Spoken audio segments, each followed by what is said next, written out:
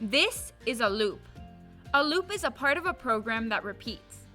In Scratch, the loop blocks can be found within the control section. These are all loop blocks. When you put code inside of these blocks, it will repeat. How many times it repeats depends on the block you choose.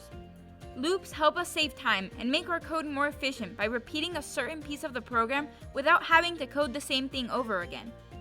First up is the forever loop. Whatever code you put inside of this loop will repeat for as long as the game runs from when it is first entered. This is a repeat loop. The code that you add inside of this loop will repeat the number of times that you tell it to. It could repeat 2 times, 10 times, 100 times, or even more if really necessary. For example, this loop will repeat 3 times, in which the sprite will move forward 10 steps before waiting 1 second in between each one. This is also a repeat loop. However, this loop will only repeat until a condition is met. In other words, while the condition isn't met, the code inside will keep repeating.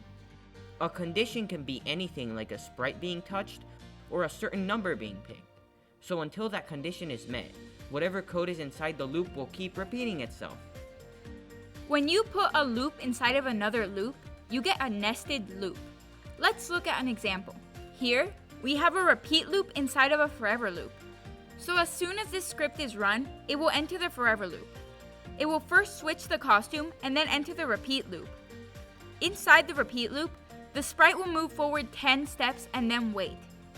This will be repeated 3 times, and then the sprite will switch its costume and wait 1 second before the whole script is looped through again. This repetition of both loops will continue to repeat forever. Make sure you check out Coderable.com for the complete course. See you in the next lesson, and remember to keep coding.